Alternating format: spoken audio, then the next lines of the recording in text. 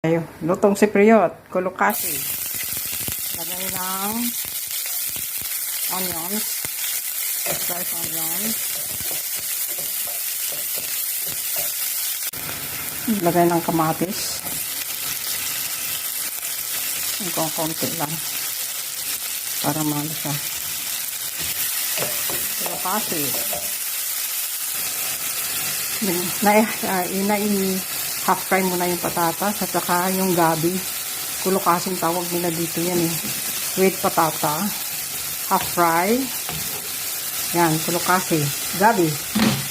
Tapos, lagay natin dito sa gisang kamatis at saka onions lang.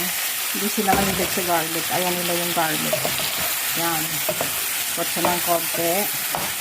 Tapos, saka lagyan ng tubig. See? Yan. Yan ang kulukasi.